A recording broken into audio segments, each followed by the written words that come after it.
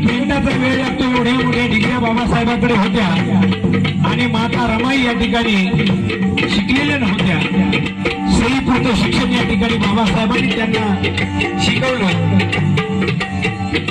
परंतु या ठिकाणी एवढ्या मोठ्या साहेबांची प्रज्ञा सूर्याची पत्नी या ठिकाणी एम.ए. झालेल्या बाईलाही लाजवेल अशी वागली.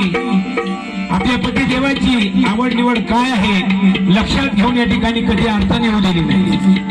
परंतु जेव्हा पहिली गोलमेज परिषद होती आणि बाबासाहेबांचा राजरत्न नावाचा मुलगा बिमार होता, निराश झाल्या रमाबाई रडायला लागल्या. आपली साहेब या ठिकाणी तुमचा सगळ्यात लाडका मुलगा बिमार आहे.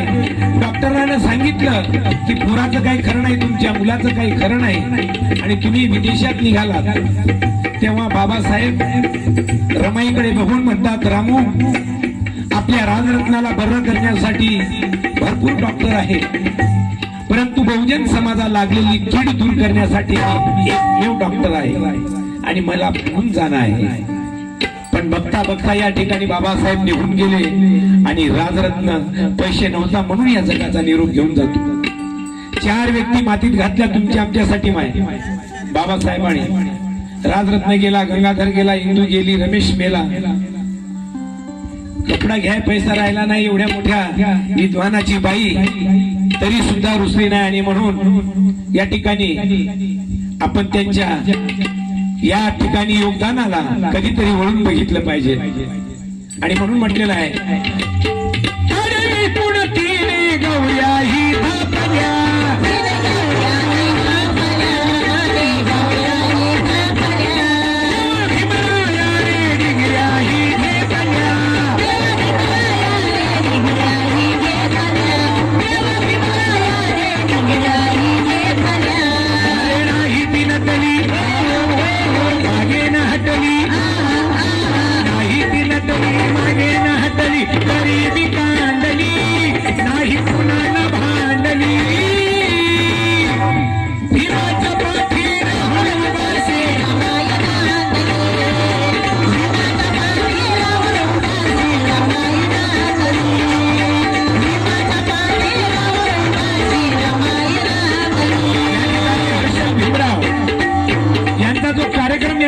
केलेला आहे. या कार्यक्रमामधून नातेवाईक या ठिकाणी येतील, सर्वांच्या भेटी होतील. त्यांच्या पाठीमागचा भाव तसा आहे आणि म्हणून या ठिकाणी योगायोगाने या गावामध्ये उपस्थिती जरी कमी असली तरी वामनदादा एका जागेवर लिहितात, भीमा तुझ्या मताचे 5 लोक असते, तलवारीच्या तयाचे न्यारीचं टोक असते, 12 चिंध्या एकना धड. या ठिकाणी एवढं सुंदर गाणं गायलं किंवा कसं गायलं त्याला अर्थ नाही. या ठिकाणी कसंही आहे तरी ऐकतात लोक, हे माझं भाग्य आहे. 8 दिवसाच्या कार्यक्रमाला 10,000 लोक होते. त्याच्या अगोदर 2,000 होते. एका जागेवर 3,000 होते. आज 10च आहेत पण कामाचे आहेत. माझं भाग्य आहे की या ठिकाणी भीमराव साहेबांनी या ठिकाणी राऊत साहेबांनी जो कार्यक्रम घडून आणला त्यानिमित्तानं जवळचे नातेवाईक 10 खेप गेलो मी वाटतील. आपलं कोण नाही इथं नाही निघले, सासरवाडीला जाता निघले, मग सोडलं. योग असते आणि म्हणून आज गाणं म्हणतो, उद्या काय होईल सांगता येत नाही. पूर्वीच्या बाया जात्यावर बसले तर गाणं गायचे, मोठेपणा कोणाचा करायचा, भावाचा. ज्यानं 25 रुपयाचं झॅम्पर नाही घेतलं त्याचा मोठेपणा. काय म्हणायचं, अरे वाट्याच्या वाट सरा काय बघ तू खेड्याला, अरे वाट्याच्या वाट सरा काय बघ तू खेड्याला, आणि सोन्याचं कुलूप माया बंधूच्या वाड्या.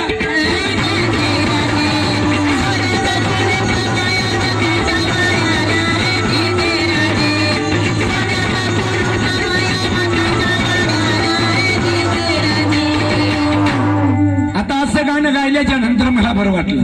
मी वाटाचा वाट सरून गेलो, म्हणलं आई जय भीम. मला वाटलं इथं भावाच्या वाड्याला सोन्याचं कुलूप, माझ्या घराला 50 रुपयाचं कुलूप नाही आणि बाईच्या भावाच्या वाड्याला सोन्याचं कुलूप. मला आनंद वाटला. मला नक्कीच इंजिनियर नंतर डॉक्टर, कलेक्टर, शिव असेल व्हिडिओ कुठंतरी असेल 60-70 हजार रुपये महिना. सोन्याचं कुलूप म्हणल्यावर काय साधी गोष्ट आहे का? कमीत कमी 100-200 ग्रामचं तर असेल. आणि काय भाव आहे? 5,000 रुपये ग्रॅम. 5,000च्या मध्ये 200 रुपये येत. आणि कमीत कमी 200 ग्रॅमचं कुलूपच म्हणल्यावर ते किती झालं? केवढ्याचं झालं कुलूप? मला आनंद वाटला म्हणून त्या ठिकाणी गेलो. म्हणलं आई जय भीम, बरे आहात का? म्हणे पप्पा कोण्या गावचा? म्हणलं मी मोहगावचा. म्हणजे कसा काय आला? म्हणलं गाणं लय गोड वाटलं. कुठे नोकरी करतात बंधू राया तुमचे? सोन्याचं कुलूप वाड्याला. पण इंगोले भाऊ सांगलं ते चांगलं आणि नाही सांगलं ते चांगलं. म्हणलं रडता का? तुम्ही चांगलं गाणं गात होता, रडाय काय झालं? सोन्याचं कुलूप वाड्याला आहे. म्हणलं कुठे नोकरीला? गंज आहे म्हणे सोन्याचं कुलूप वाड्याला. पण बंधू गेला ऊस तोडीला. सत्यानाश हो त्याचा. मला वाटलं ओरिजिनल सोन्याचं आहे का? म्हणलं ती म्हणे ऊस तोडाय गेला, यादाने पैसे घेऊ. आणि म्हणलं मग सोन्याचं कुलूप कसं काय? ओरिजिनल सोन्याचं नाही. म्हणलं मग आमच्या गावात म्हणे सोनाजी नावाचा माणूस आहे, 20 रुपये शेकड्यानं पैसे देते आणि त्याचे देणं नाही झाले म्हणजे त्यानं येऊन लावलं. कोण म्हणे? सोन्या. म्हणलं सोन्याचं नाही म्हणे, त्याचं नाव सोनाजी. ते 20 रुपये शेकड्यानं पैसे वाटते म्हणे. ते म्हणला जेव्हा माझे पैसे देशील तेव्हाच तू कुलूप उघडतो. अशा मोकाट भावाचे गाणे कशाला म्हणाय पाहिजे? बहिणी जाबर देते का वावरात? या ठिकाणी अजिबात देणार नाही. भांडणं होतात, बहीण भावाच्या कोर्टात भांडण. 1 तास देत नाही म्हणते. ती म्हणते काय? तिचा नवरा म्हणते तुया जर नाही मागलं तर तू सोयच लावतो, उद्याच बार करी. त्या बायकोनं नांदाव का भावाकडे कुंकड काय करावं? तरी भावाचे गाणे ज्या माय मावल्या जिथं नांदा तिथलं गाणं गायला पाहिजे. देरावर गाणं म्हणलं पाहिजे, सासूवर गाणं म्हणलं पाहिजे, नंदवर गाणं म्हणलं पाहिजे. ते खातात नवऱ्याचं, गातात माहेरच. काही काही बाया मामाचा मोठेपणा सांगतात. माया मामयाचा माळ पिकला, मामयाचा माळ खंडीनं झाले तीळ, खंडीनं झाले तीळ, अंगानं गेला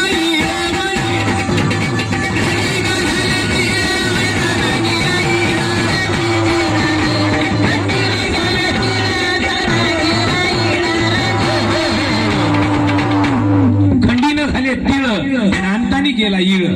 कोण म्हणते? भाची. जात्यावर गाणं, लाईन गेल्यावर. पहिल्यांदा लाईन नव्हती तर रोज होतं दळायचं. आता बेसन तर दळतील नाही एखाद्या वारी तर मामयाचा माळ पिकला, मामयाचा माळ खंडीनं झाले तीळ आणि अंतानं गेला ईळ.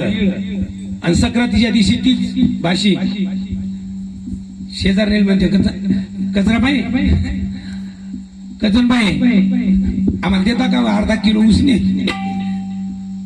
तिकडं खंडीनं झाले, मामान दिले का? पाहिली हो तिला सक्रातीच्या दिवशी लोकाले मागते उसने. मग काय जाळायच्या मामाची ती? हे असे मोकाट गाणे तर सगळे. अवघड काम आहे. आजही या ठिकाणी एकच नाही, त्याच्याहून मोठेपणा सांगणाऱ्या बाया. गावाच्या भावात आलं नाही ठेवली डोंगर झाडी,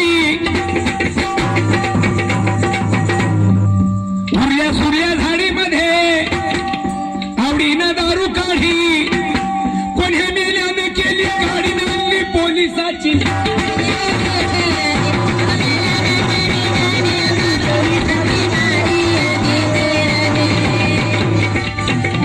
कोणी मेल्यानं केली गाडी आणली पोलिसाची.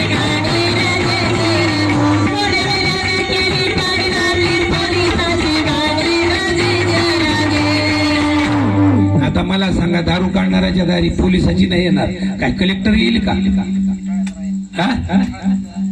कुठला माणूस येईल? पिणाऱ्याच्या घरी कोण येणार आहे?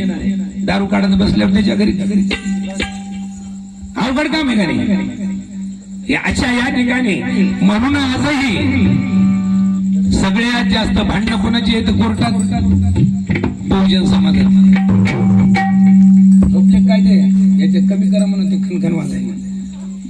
हॅलो. तर या ठिकाणी झालं काय?